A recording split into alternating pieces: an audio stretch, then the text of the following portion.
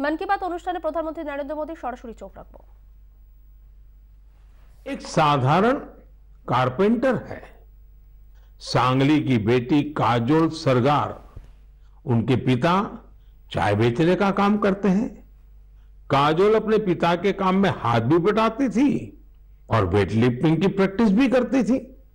उनकी और उनके परिवार की मेहनत रंग लाई और काजोल ने वेट लिफ्टिंग में खूब वाहवाही बटोरी है। ठीक इसी प्रकार का करिश्मा रोहतक की तनु ने भी किया है। तनु के पिता राजवीर सिंह रोहतक में एक स्कूल के बस ड्राइवर है।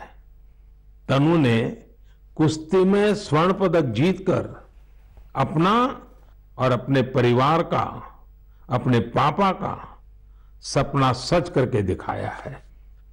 साथियों, खेल जगत में अब भारतीय खिलाड़ियों का दबदबा तो बढ़ ही रहा है, साथ ही भारतीय खेलों की भी नई पहचान बन रही है।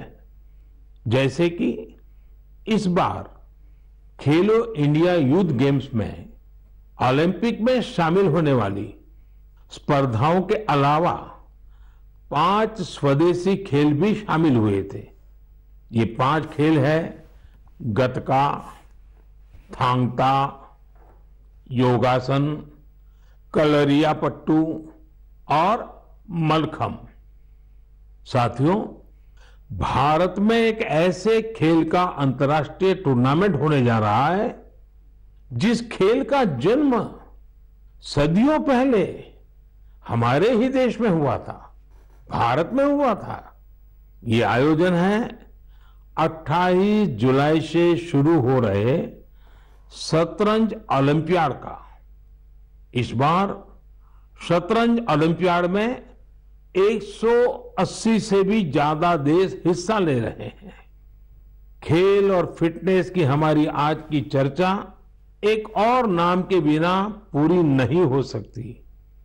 ये नाम है तेलंगाना की माउंटेनियर पूर्णा मालावत का। पूर्णा ने 7 समिट्स चैलेंज को पूरा कर कामयाबी का एक और परचम लहराया है।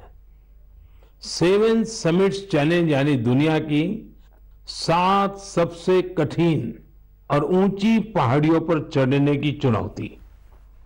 पूर्णा ने अपने बुलंद हौसलों के साथ नॉर्थ अमेरिका की सबसे ऊंची चोटी माउंट देनाली की चढ़ाई पूरी कर देश को गौरवान्वित किया है। पूर्णा भारत की वही बेटी है जिन्होंने महज 13 साल की उम्र में माउंट एवरेस्ट पर जीत हासिल करने का अद्भुत कारनामा कर दिखाया था। साथियों, जब बात खेलों की हो रही है तो मैं आज भारत की सर्वाधिक प्रतिभाशाली क्रिकेटरों में उनमें से एक मिताली राज की भी चर्चा करना चाहूंगा। उन्होंने इसी महीने क्रिकेट से संन्यास की घोषणा की है, जिसने कई खेल प्रेमियों को भावुक कर दिया है। मिताली महज एक साधारण खिलाड़ी नहीं रही है, बल्कि अनेक खिलाड़ियों के लिए प्रेरणा स्रोत भी रही है। मैं मिताली को उनके भविष्य के लिए ढेर सारी शुभकामनाएं देता हूं। मेरे प्यारे देशवासियों, हम मन की बात में वेस्ट टू वेल्थ से जुड़े सफल प्रयासों की चर्चा करते रहे हैं। ऐसा ही एक उदाहरण है मिजोरम की राजधानी आइजवाल का। आइजवाल में एक खूबसूरत नदी है चीटे लुई, जो बरसों की उपेक्षा के चलते गंदगी और कचरे के ढेर में बदल गई। पिछले कुछ वर्षों में इस नदी को बचाने के लिए प्रयास शुरू हुए हैं। इसके लिए स्थानीय एजेंसियां, स्वयंसेवी संस्थाएं और स्थानीय लोग मिलकर सेव चीटे लुई एक्शन प्लान भी चला रहे हैं। नदी की सफाई के इस अभियान ने वेस्ट से वेल्थ क्रिएशन का अवसर भी बना दिया है। दरअसल इस नदी में और इसके किनारों पर बहुत बड़ी मात्रा में प्लास्टिक और पॉलीथीन का कचरा भरा हुआ था। नदी को बचाने के लिए काम कर रही संस्था ने इसी पॉलीथीन से सड़क बनाने का फैसला लिया। यानी जो कचरा नदी से निकला उससे मिजोरम के एक गांव में राज्य की पहली प्लास्टिक रोड बनाई गई। यानी स्वच्छता भी और विकास भी। साथियों, ऐसा ही एक प्रयास पुडुचेरी के युवाओं ने भी अपनी स्वयंसेवी संस्थाओं के जरिए शुरू किया है। पुडुचेरी समंदर के किनारे बसा है। वहां के बीचेज और समुद्री खूबसूरती देखने बड़ी संख्या में लोग आते हैं। लेकिन पुडुचेरी के समंदर तट पर भी प्लास्टिक से होने वाली गंदगी बढ़ रही थी। इसलिए अपने समंदर बीचेस और इकोलॉजी को बचाने के लिए यहां लोगों ने रिसाइकलिंग फॉर लाइफ अभियान शुरू किया है। आज पुडुचेरी के कराईकल में हजारों किलो कचरा हर दिन कलेक्ट किया जाता है और उसे सेग्रीगेट किया जाता है। इसमें जो ऑर्गेनिक कचरा होता है उससे खाद बनाई जाती है। बाकी दूसरी चीजों को अलग करके रिसाइकल कर लिया जाता है। इस तरह के प्रयास प्रेरणादायी तो है ही, सिंगल यूज प्लास्टिक के खिलाफ भारत के अभियान को भी गति देते हैं। साथियों, इस समय जब मैं आपसे बात कर रहा हूं तो हिमाचल प्रदेश में एक अनोखी साइकिलिंग रैली भी चल रही है। मैं इस बारे में भी आपको बताना चाहता हूं। स्वच्छता का संदेश लेकर साइकिल सवारों का एक समूह शिमला से मंडी तक निकला है।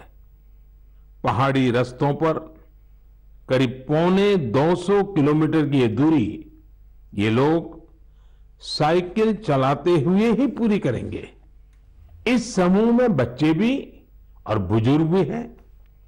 हमारा पर्यावरण स्वच्छ रहे, हमारे पहाड़, नदियां, समंदर स्वच्छ रहे तो स्वास्थ्य भी उतना ही बेहतर होता जाता है। आप मुझे इस तरह के प्रयासों के बारे में जरूर लिखते रहिए। मेरे प्यारे देशवासियों, हमारे देश में मानसून का लगातार विस्तार हो रहा है। अनेक राज्यों में बारिश बढ़ रही है। ये समय जल और जल संरक्षण की दिशा में विशेष प्रयास करने का भी है। हमारे देश में तो सदियों से ये जिम्मेदारी समाज ही मिलकर उठाता रहा है। आपको याद होगा, मन की बात में हमने एक बार स्टेप वेल्स, इन बावड़ियों की विरासत पर चर्चा की थी। बावड़ी उन बड़े कुओं को कहते हैं जिन तक सीढ़ियों से उतरकर पहुंचते हैं। राजस्थान के उदयपुर में ऐसी ही सैकड़ों साल पुरानी एक बावड़ी है, सुल्तान की बावड़ी। इसे राव सुल्तान सिंह ने बनवाया था, लेकिन उपेक्षा के कारण धीरे धीरे ये जगह वीरान होती गई और कूड़े कचरे के ढेर में तब्दील हो गई है। एक दिन कुछ युवा ऐसे ही घूमते हुए इस बावड़ी तक पहुंचे और इसकी स्थिति देखकर बहुत दुखी हुए। इन युवाओं ने उसी क्षण सुल्तान की बावड़ी की तस्वीर और तकदीर बदलने का संकल्प लिया। उन्होंने अपने इस मिशन को नाम दिया सुल्तान से सूरतान। आप सोच रहे होंगे कि सूरतान क्या है। दरअसल अपने प्रयासों से इन युवाओं ने ना सिर्फ बावड़ी का कायाकल्प किया, बल्कि इसे संगीत के सुर और तान से भी जोड़ दिया है। सुल्तान की बावड़ी की सफाई के बाद, उसे सजाने के बाद वहां सुर और संगीत का कार्यक्रम होता है।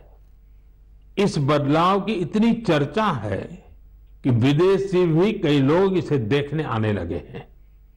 इस सफल प्रयास की सबसे खास बात यह है कि अभियान शुरू करने वाले युवा चार्टर्ड अकाउंटेंट्स हैं। संयोग से अब से कुछ दिन बाद 1 जुलाई को चार्टर्ड अकाउंटेंट डे है। मैं देश के सभी सीएस को अग्रिम बधाई देता हूं।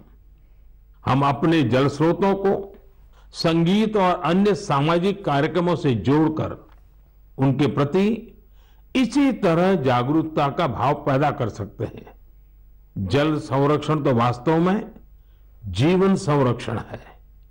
आपने देखा होगा आजकल कितने ही नदी महोत्सव होने लगे हैं। आपके शहरों में भी इस तरह के जो भी जल स्रोत है वहां कुछ न कुछ आयोजन अवश्य करें।